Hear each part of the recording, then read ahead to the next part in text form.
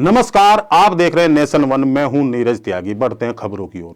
केंद्र और प्रदेश में भारतीय जनता पार्टी सरकार आने के बाद कई तरह की महत्वाकांक्षी योजनाएं शुरू की गई थी, जिनसे देशवासियों को, ग्रामीणों को सरकार की योजनाओं का सीधा लाभ मिल सके। ऐसी ही एक योजना शुरू की गई थी, प्रधानमंत्री आवास योजना।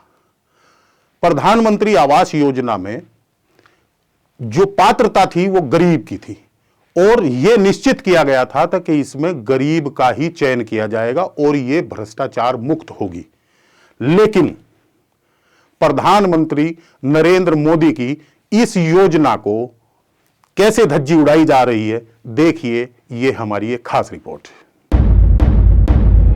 मामला है सिद्धार्थनगर जिले के गांव का, जहां भारत सरकार की अति महत्वाकांक्षी प्रधानमंत्री आवास योजना में फर्जीवाड़े का बड़ा मामला सामने आया है। हम बात कर रहे हैं बेसरा विकासखंड के ग्राम पंचायत विष्णुपुर मुस्तकम में दिए गए आवासों की। इस गांव में 84 लोगों को प्रधानमंत्री आवास योजना के तहत आवास दिए गए, जिसमें जांच के बाद 70 लोग अपात्र पाए गए। इसकी जांच ग्रामीणों की शिकायत पर जिलाधिकारी द्वारा बनाई गई 3 सदस्यीय टीम ने की और जांच रिपोर्ट मुख्य विकास अधिकारी को सौंप दी। जब जांच हुई तो दोषियों के खिलाफ कार्रवाई की बात सामने आई। प्रधानमंत्री ग्रामीण आवास योजना जैसी महत्वाकांक्षी योजना में गड़बड़ झाले का जैसे ही खुलासा हुआ तो जिम्मेदार लोगों के हाथ पांव फूल गए। अरे यहाँ काफी लोग अपात्र थे, काफी लोगों को जिसके पास पक्का मकान था उनको आवास दे दिया गया था। तो हम देखे कि पक्का मकान इन लोगों के पास 3-3 कमरा, कुछ लोगों के पास डबल महला का मकान है। तो हमने श्रीमान जिलाधिकारी महोदय से कार्यालय में शिकायत किया और मुख्य विकास अधिकारी को डाक द्वारा दिया, जिसपे 3 सदस्यीय समिति का गठन करके जांच करवाया गया। जांच में 70 लोग अपात्र पाए गए हैं। अभी कार्रवाई कुछ नहीं हुई। और प्रधानमंत्री योजना था, आवास था आया था, जिसके पास 2-2 मंजिला 3-3 मंजिला मकान, उसको आवास मिला और रोड भी मकान है। और जिसके पास कुछ नहीं है उसको नहीं मिला, जिसके पास झोपड़ी उसको आवास नहीं मिला। 84 लोग को सब अपात्र हैं, तो जिसमें 70 लोग अपात्र हैं। ग्रामीण रामकरण सहित दर्जनों ग्रामीणों ने जिलाधिकारी को शिकायती पत्र देकर अपने गांव में प्रधानमंत्री आवास योजना के तहत चयनित लोगों की जांच की मांग की थी, जिसके बाद जिला स्तरीय 3 सदस्यीय टीम बनाई गई। जब जांच हुई तो 70 अपात्रों के चयन की बात सामने आई, लेकिन अब तक इस मामले में कोई कार्रवाई न होना जिम्मेदारों की मिलीभगत को उजागर करने के लिए काफी है। शिकायतकर्ता भी कोई कार्रवाई न होने की बात कर रहे हैं। जब इस मामले में जिले के परियोजना निदेशक से बात की गई तो उन्होंने कहा कि 3 सदस्यीय टीम ने जांच किया था और लोग अपात्र पाए गए थे, लेकिन जिन लोगों को टीम ने जांच के बाद अपात्र पाया था उन लोगों ने दोबारा जिलाधिकारी को प्रार्थना पत्र देकर फिर से जांच की मांग की है। हाँ, जांच हुई है। विकासखंड खेसराहा के बिशुनपुर मुस्तकामगंज गांव पंचायत में शिकायत के आधार पर एक समिति गठित की गई थी, जिसमें 74 में 69 लाभार्थी समिति द्वारा अपात्र बताए गए। लेकिन उनके समिति के निर्णय के विरुद्ध समस्त लाभार्थियों ने शपथ पत्र और परिवार रजिस्टर की नकल देते हुए जिलाधिकारी महोदय के सम्मुख आवेदन किया कि जो जांच हुई सही नहीं हुई है, हम लोग अपात्र नहीं बल्कि पात्र हैं और इसकी पुनर्जांच कराई जाए। जिलाधिकारी महोदय ने उस पर हमें और जिला विकास अधिकारी को आदेशित किया है और ये कपिलवस्तु महोत्सव के उपरांत हम दोनों द्वारा उसकी संयुक्त रूप से पुनः जांच करके उस पर निर्णय कराया जाएगा। भ्रष्टाचार के इस मामले में कई सवाल ऐसे जिनका जवाब शासन को देने हैं। मतलब जब इसकी जांच जिलाधिकारी के निर्देश पर बनाई गई टीम ने की और 84 में से 70 लोगों को अपात्र पाया गया, तो उसके बाद भी जिम्मेदारों के खिलाफ कार्रवाई क्यों नहीं की गई। लेकिन दोषियों के खिलाफ अब तक किसी तरह की कार्रवाई का न होना किसी बड़े घोटाले की तरफ इशारा कर रहा है। और देखने वाली बात यह होगी कि आखिर इस बड़े भ्रष्टाचार को करने वालों के खिलाफ कोई कार्रवाई भी होती है या सिर्फ यह महज एक जांच का विषय बनकर रह जाएगा। सिद्धार्थनगर से अरुण शुक्ला की रिपोर्ट।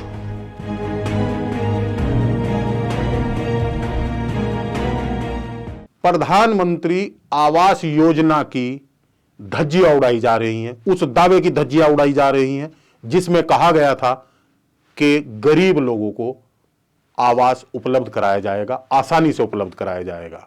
और प्रधानमंत्री के इस कथन को भी झुटलाया जा रहा है कि ना खाऊंगा ना खाने दूंगा। देखिए हमारी ये रिपोर्ट।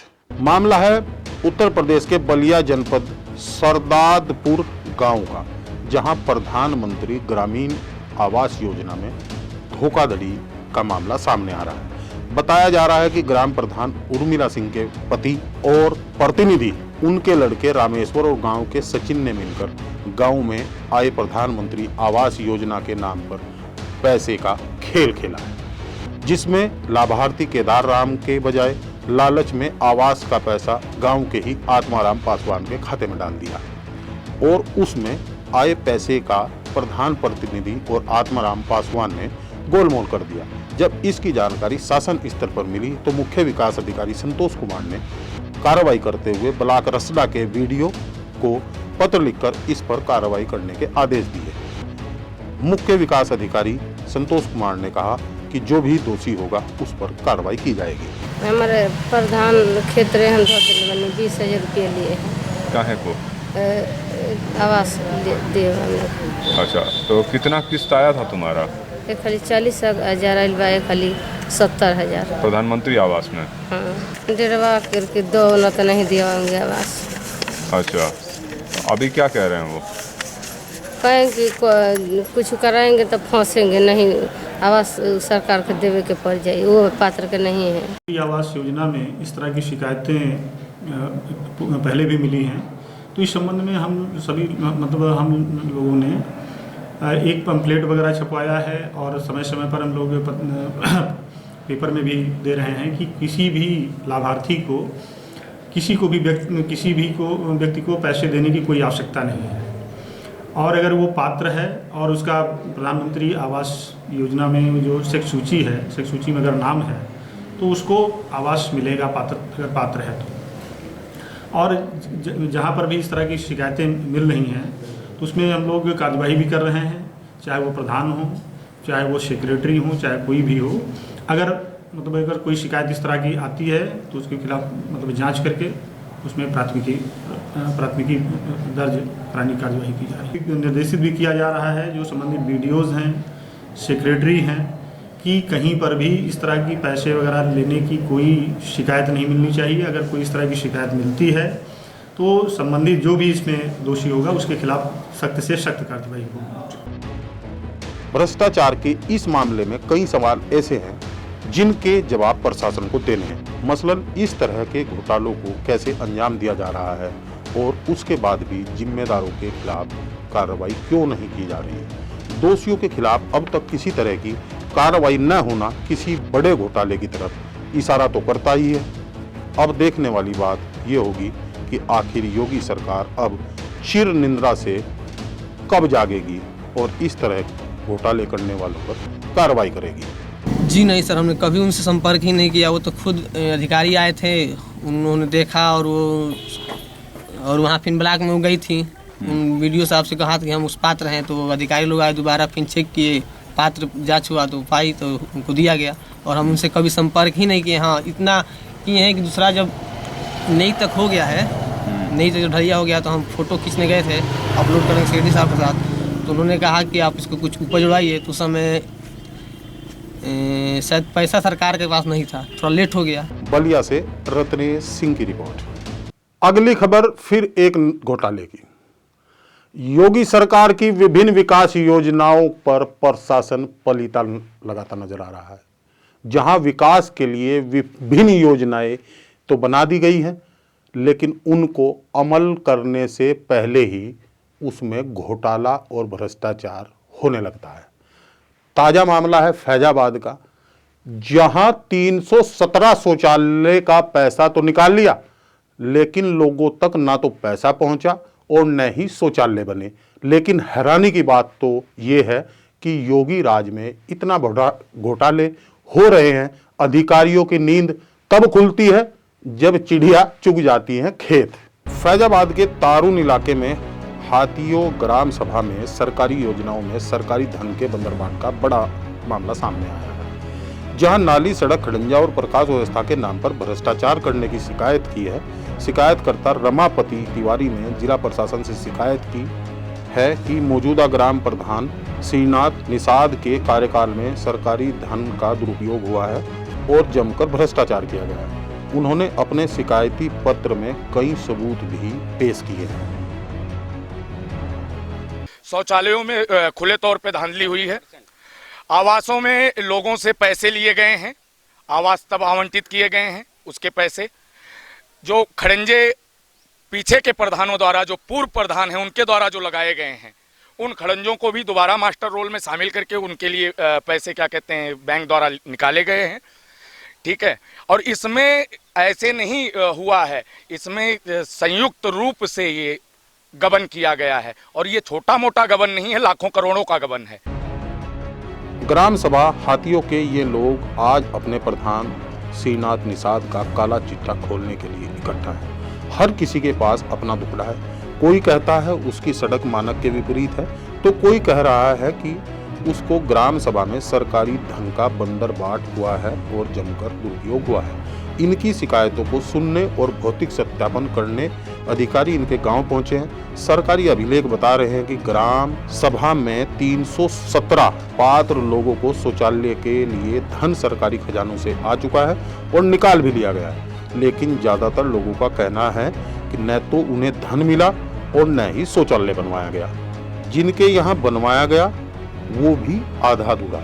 खास बात ये भी है, शौचालय बनवाने का ये काम प्रधान श्रीनाथ निषाद ने ले रखा है। ऐसे में लोग अपने को ठगा महसूस होने की बात कह रहे हैं।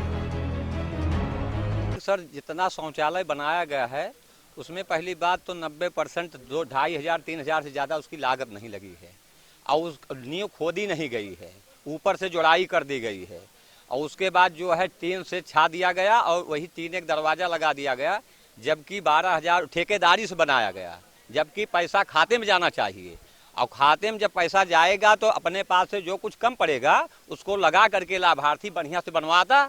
लेकिन जो है आज उसकी स्थिति ये है कि तमाम शौचालय गिर गए अपने आप।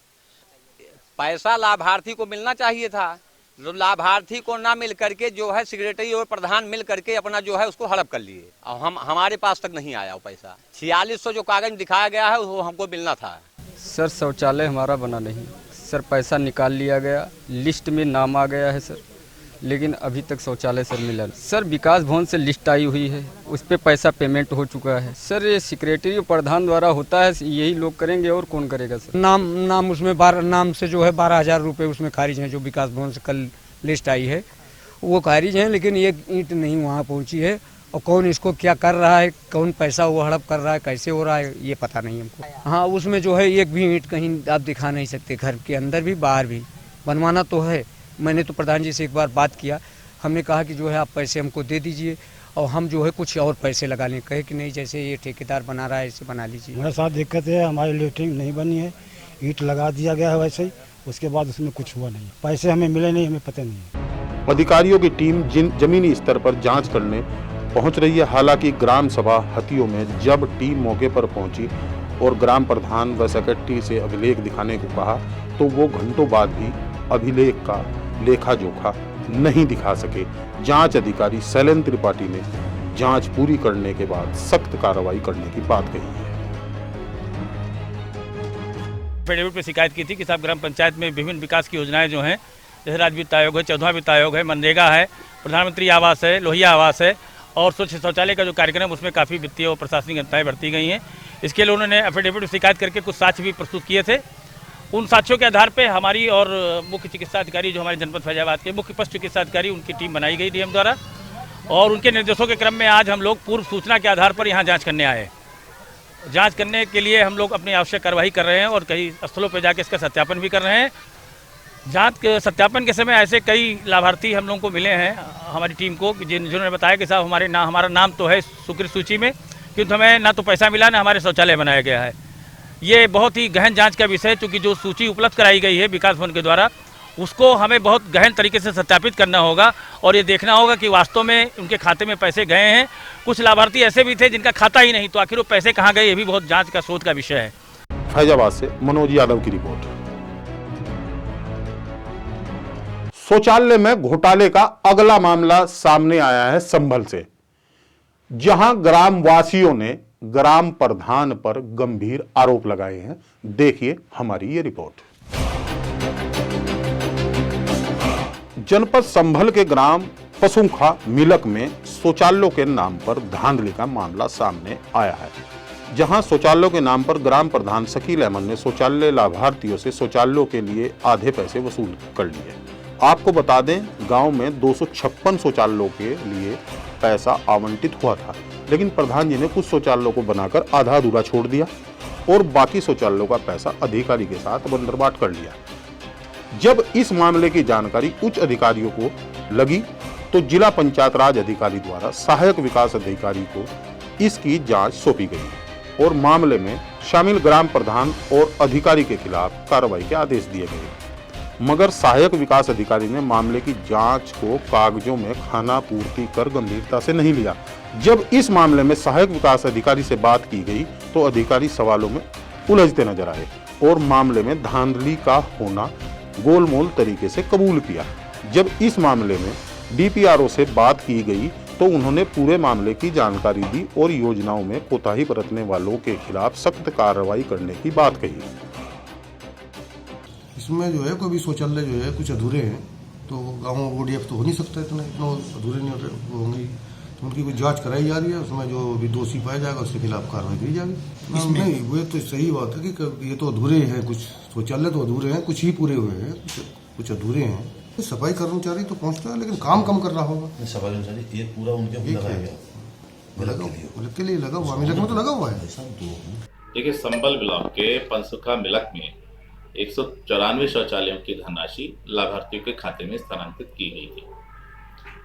शिकायत वहां से मिली तो उसकी जांच जो हमारी जिला कंसल्टेंट हैं सुषमा, उससे जांच कराई गई थी। जांच में ये पाया गया है कि शौचालय अभी अधूरे हैं। 40 शौचालय की धनराशि लाभार्थियों के अकाउंट से किसी फर्म के अकाउंट में ट्रांसफर कर ली गई है, जो कि जांच का विषय है, जिसकी विस्तृत जांच के लिए हमने आदेश कर दिए हैं और शीघ्र ही जांच आख्या प्राप्त हो जाएगी। जांच आख्या प्राप्त होने के उपरांत जो भी उसमें दोषी होगा, चाहे संबंधित ग्राम प्रधान और ग्राम पंचायत सचिव हो, उनके विरुद्ध प्रथम सूचना रिपोर्ट दर्ज कराते हुए जो पंचायत राज एक्ट की धारा है उसके तहत कार्रवाई की जाएगी। संभल का पसुखा मिलक गांव शहीद सुदीस कटारिया का गांव है। यहाँ के ग्रामीणों ने पहले भी गांव की समस्याओं को लेकर मुख्यमंत्री योगी आदित्यनाथ से मिलने के लिए धरना दिया था, लेकिन व्यवस्था न होने से सीएम शहीद के परिवार से नहीं मिल पाए थे। उसी टाइम मुरादाबाद आए सीएम ने शहीद के परिजनों को मुरादाबाद बुलवाकर उनकी समस्याओं का निस्तारण करने का आदेश दिया था, लेकिन कुछ समस्याओं का निस्तारण हुआ, मगर आज भी शहीद का परिवार सहित गांव के लोग भी खुले में शौच करने को मजबूर है। ग्रामवासियों ने प्रधान पर आरोप लगाया है कि शौचालयों के नाम पर हमसे 6-6 हजार रुपये वसूले गए, लेकिन हमें शौचालय की सुविधा नहीं मिली। आपके घर में शौचालय है ना? तो कहाँ जाते हैं आप शौच के लिए? खेत में। प्रधान से शिकायत वगैरह करी आपके घर वालों ने? किसी ने तो क्या बोले? कर रहे हैं 3-4 फिर कर दी, कहना बनवाएंगे। अभी तक नहीं बनाए? अभी तक नहीं बनाया। आपका शौचालय आधा बना हुआ है, आधा छत भी नहीं है, केवाड़ भी टूटा हुआ है। हाँ। प्रधान वगैरह से शिकायत की, क्या बोले? करी थी उन्होंने, जितने पैसे दिए थे हमने बना ले। कितने रुपए दिए थे आपको? 6000। शौचालय के नाम पर कितने रुपए आए थे? 6 हम पे आए। नहीं, ऊपर से कितने रुपए आए थे? 12000। तो 6000 किसने ले लिए? प्रधान जी ने। क्या नाम है प्रधान का? शकील। अच्छा, आपके घर में शौचालय है ना? है। तो कहाँ जाती हो आप? जंगल में जाते हैं हम तो आपके घर में मैंने देखा कि शौचालय के लिए गड्ढा खुदा हुआ है, इसको कितने दिन हो गए? लगभग 6-7 महीने हो गए। 7 महीने चल रहा है महीना। तो क्या रहा, क्यों नहीं बनाया गया ये?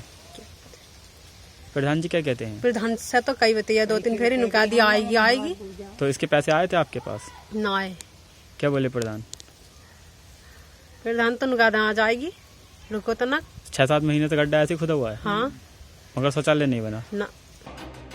अब देखना ये है कि इन अधिकारियों के खिलाफ कार्रवाई कब होती है। संभल से मोहम्मद सरदार की रिपोर्ट।